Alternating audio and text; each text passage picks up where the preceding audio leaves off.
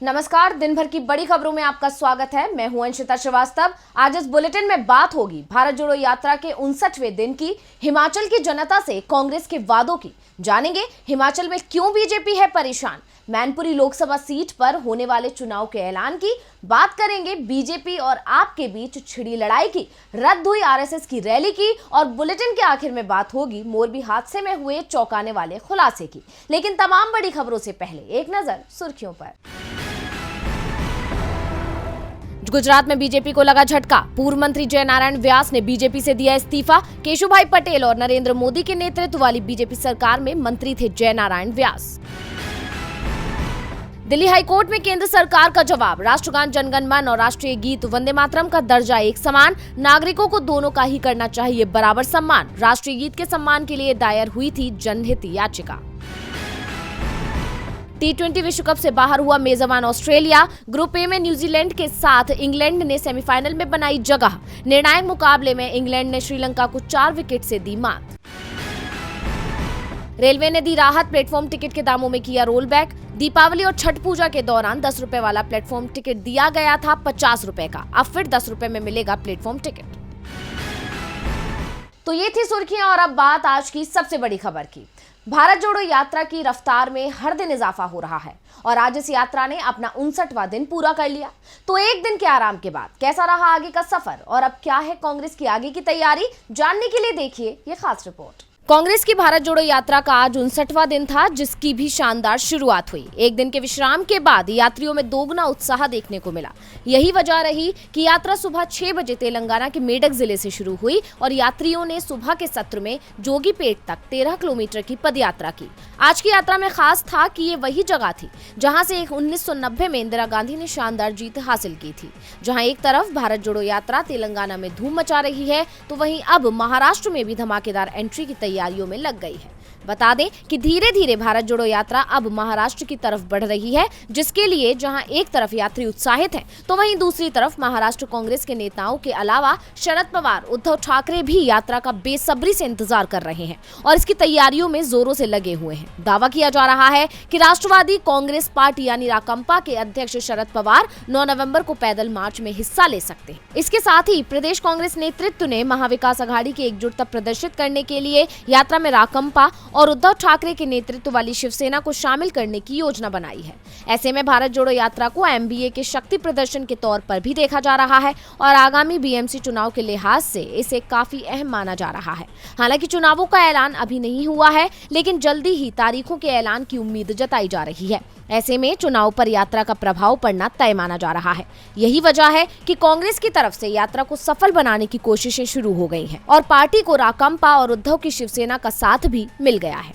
भारत जोड़ो यात्रा जल्द ही महाराष्ट्र में प्रवेश करने वाली है, जिसके लिए कांग्रेस उत्साहित है और बीएमसी चुनाव के लिहाज से इस यात्रा को काफी अहम भी माना जा रहा है। हालांकि अभी तारीखों का ऐलान नहीं हुआ है, लेकिन जहां ऐलान हो चुका है वहां भी कांग्रेस अपनी पूरी ताकत झोंक रही है। हम बात कर रहे हैं हिमाचल विधानसभा चुनाव की, जिसके लिए 12 नवंबर को वोटिंग होगी। ऐसे में पार्टी ने आज अपना घोषणा पत्र जारी कर दिया। हिमाचल प्रदेश विधानसभा चुनाव में सत्ताधारी दल को प्रदेश की सत्ता से बाहर करने के लिए मुख्य विपक्षी पार्टी कांग्रेस पूरी ताकत झोंक रही है और पार्टी राज्य में बीजेपी को कांटे की टक्कर भी दे रही है। हालांकि आम आदमी पार्टी ने लड़ाई को त्रिकोणीय बना दिया है, लेकिन कांग्रेस और बीजेपी मुख्य मुकाबले में नजर आ रहे हैं। उसी के चलते कल कांगड़ा जिले में प्रियंका गांधी जयराम सरकार पर जमकर बरसी थी, तो आज कांग्रेस ने अपना घोषणा पत्र भी जारी कर दिया है। कांग्रेस ने घोषणा पत्र में कहा कि पहली कैबिनेट में 1 लाख रोजगार देंगे, साथ ही पुरानी पेंशन को बहाल करने की बात भी की। इसके अलावा हर घर लक्ष्मी के तहत महिलाओं को हर माह 1500 रुपए दिए जाएंगे। हर विधानसभा में 4 अंग्रेजी मीडियम स्कूल खोले जाएंगे। केंद्र में सरकार बनने पर सेना की 4 साल वाली नौकरी का नियम वापस लिया जाएगा। कांग्रेस की 10 गारंटी, पुरानी पेंशन होगी बहाल, युवाओं के लिए 5 लाख रोजगार, महिलाओं को हर महीने 1500 रुपए, 300 यूनिट बिजली फ्री, बागवान तय करेंगे फलों की कीमत, युवाओं के लिए 680 करोड़ का स्टार्टअप फंड, हर विधानसभा में खुलेंगे 4 अंग्रेजी मीडियम स्कूल, मोबाइल क्लिनिक से हर गांव में होगा मुफ्त इलाज, पशुपालकों से से हर दिन खरीदेंगे 10 लीटर दूध, 2 रुपए किलो में होगी गोबर खरीद। कांगड़ा में अपने संबोधन के दौरान ही प्रियंका ने राज्य की जनता से कई वादे किए थे, जिनका जिक्र आज कांग्रेस ने अपने घोषणा पत्र में भी कर दिया। इस घोषणा पत्र से अंदाजा लगाया जा सकता है कि कांग्रेस ने जमीन पर उतरकर आम जनता की परेशानियों को समझा है और अपने उसी अनुभव के आधार पर घोषणा पत्र जारी किया है। अब देखना होगा कि ये घोषणा पत्र जनता को लुभाने में कामयाब होगा या नहीं। कांग्रेस ने अपने घोषणा पत्र में महालक्ष्मी योजना, पुरानी पेंशन बहाली जैसे तमाम चीजों का जिक्र किया। कांग्रेस राज्य की जनता को लुभाने में लगी हुई है, तो वहीं बीजेपी आंतरिक कलह में ही उलझी हुई है और उसे अपनी हार का डर सता रहा है। और ये डर इस बार खुद पीएम मोदी के बयानों में देखने को मिला। तो ऐसा क्या बोल गए पीएम, देखेंगे रिपोर्ट में।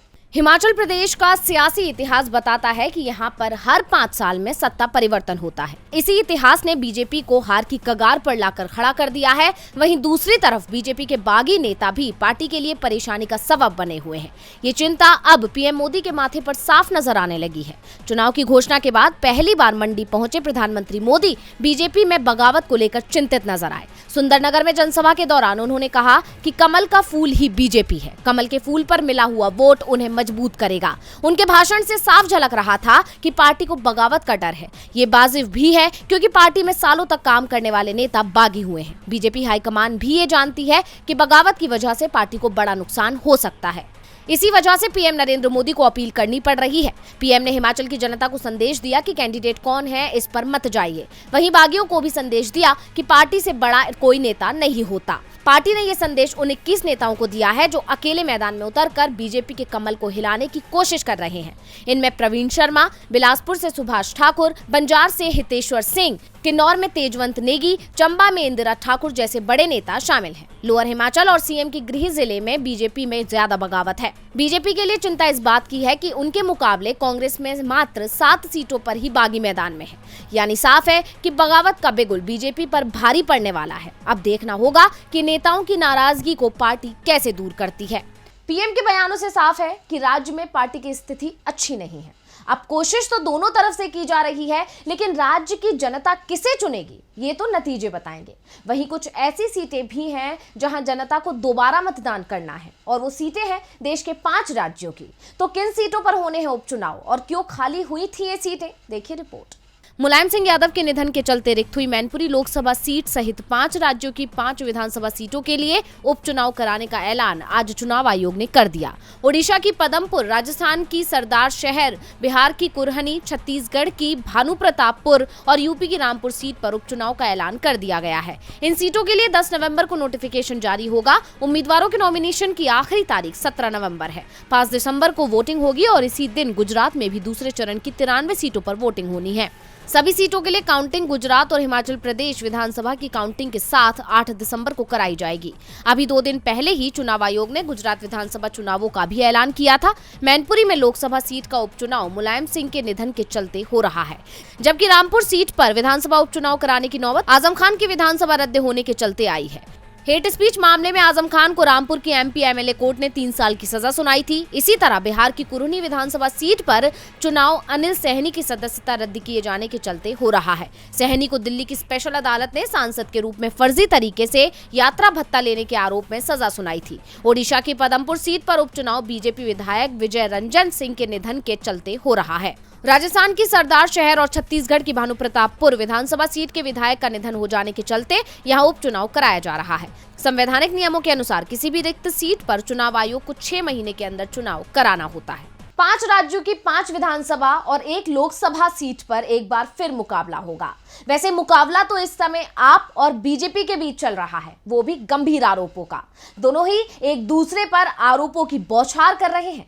आखिर क्यों दोनों के बीच छिड़ी है लड़ाई और किसने किस पर लगाए क्या आरोप, जानने के लिए देखिए रिपोर्ट। दिल्ली के सीएम अरविंद केजरीवाल मुश्किल में दिखाई दे रहे हैं। मनी लॉन्ड्रिंग के आरोप में जेल में बंद सुकेश चंद्रशेखर ने दावा किया है कि 2016 में राज्यसभा टिकट के बदले केजरीवाल ने 50 करोड़ रुपए मांगे थे और ये रुपए कैलाश गहलोत को दिए गए। किसी भी एजेंसी से इसकी जांच कराई जा सकती है। इससे पहले सुकेश ने जेल में बंद सत्येंद्र जैन और तिहाड़ के डीजी पर भी पैसे लेने के आरोप लगाए थे। सुकेश के आरोपों पर दिल्ली के डिप्टी सीएम मनीष सिसोदिया का रिएक्शन सामने आया है। उन्होंने कहा कि एमसीडी और गुजरात में बुरी तरह हार के डर से बीजेपी ने तिहाड़ में बंद एक ठग से डील की है। वो रोज केजरीवाल के खिलाफ बेतुके आरोप लगाएगा और बदले में बीजेपी उसके केस में उसे मदद करेगी। मैंने सुना है अगले हफ्ते उसे नड्डा बीजेपी में शामिल करवाएंगे। तो दूसरी तरफ अरविंद केजरीवाल ने भी बीजेपी पर बड़ा आरोप लगा दिया है। केजरीवाल ने कहा कि सीबीआई ने पिछले दिनों मनीष सिसोदिया से घंटों पूछताछ की, लेकिन इस पूछताछ में सवाल कम किए और ज्यादा बोला कि केजरीवाल का साथ छोड़ दो, आपको सीएम बना देंगे। मनीष सिसोदिया ने आप छोड़कर दिल्ली का सीएम बनने का बीजेपी का प्रस्ताव स्वीकार नहीं किया, तो अब उन्होंने सीधे मुझसे ही संपर्क किया है। बीजेपी की ओर से प्रस्ताव दिया गया है कि अगर हम लोग गुजरात में चुनाव नहीं लड़ते हैं और गुजरात में प्रचार बंद कर देंगे तो सत्येंद्र जैन और मनीष सिसोदिया दोनों को छोड़ दिया जाएगा और उन पर लगे सभी आरोपों को हटा लिया जाएगा। केजरीवाल ने कहा कि बीजेपी डरी हुई है, वो गुजरात और दिल्ली दोनों ही जगह हार रही है, इसलिए उसने गुजरात विधानसभा चुनावों के परिणाम से पहले ही दिल्ली में एमसीडी चुनाव करा लिया है। अब किसके आरोपों में कितनी सच्चाई है ये बता पाना तो मुश्किल है। फिलहाल दोनों ही मुश्किल में दिख रहे हैं। मुश्किल में तो बीजेपी की हर कदम पर मदद करने वाला राष्ट्रीय स्वयंसेवक संघ भी दिख रहा है। तमिलनाडु में संघ 6 नवंबर को कार्यक्रम करने वाला था। हाईकोर्ट ने मंजूरी भी दे दी थी, लेकिन फिर ऐसा क्या हुआ कि संघ अब पलटता दिख रहा है। तमिलनाडु में राष्ट्रीय स्वयंसेवक संघ 6 नवंबर को 50 जगह रैली की तैयारी कर रहा था। रूट मार्च तय हो गया था। अलग अलग स्थानों पर जनसभा का कार्यक्रम था, लेकिन पुलिस ने इस आयोजन पर रोक लगा दी। तमिलनाडु पुलिस ने संघ को सिर्फ 3 स्थानों पर कार्यक्रम करने की अनुमति दी, बाकी के 47 आयोजनों पर रोक लगा दी। इसके लिए पुलिस ने राज्य की कानून व्यवस्था का हवाला दिया। संघ ने इसके खिलाफ मद्रास हाईकोर्ट में याचिका दायर की।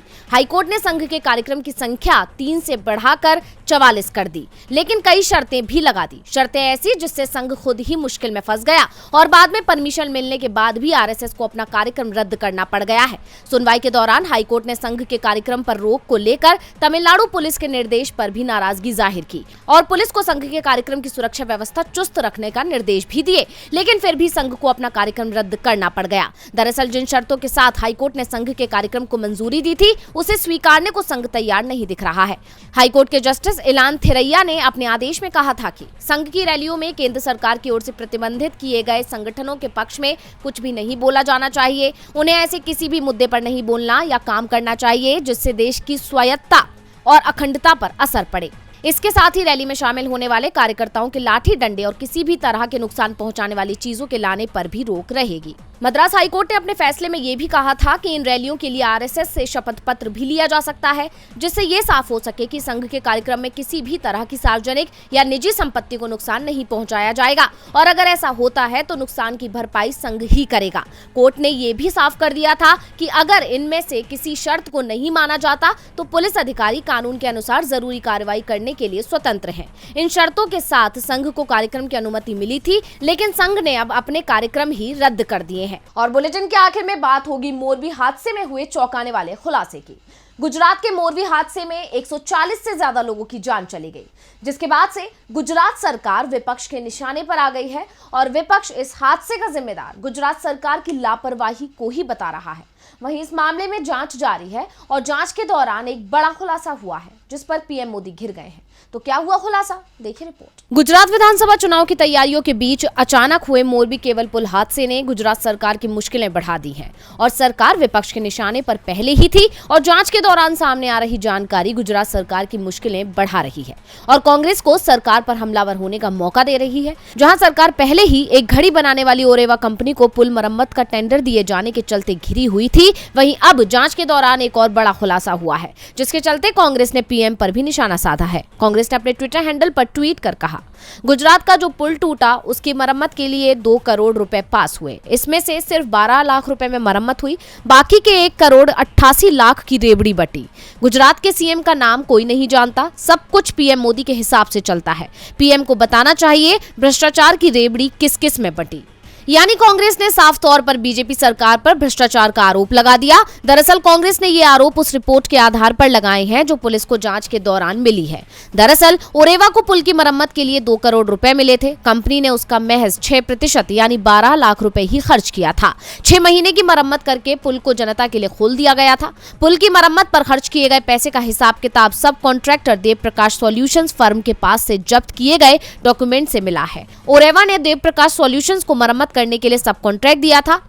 काम पूरा होने के बाद 24 अक्टूबर को ओरेवा ग्रुप के अध्यक्ष जयसुख पटेल और उनके परिवार ने पुल फिटनेस टेस्ट किया और पुल को फिट बता दिया। ऐसे में कांग्रेस की तरफ से उठाए जा रहे सवाल जायज हैं कि बाकी का पैसा कहां गया और इस घोटाले में कौन कौन शामिल है। तो आज इस बुलेटिन में बस इतना ही। देखते रहिए डीवी लाइव। नमस्कार।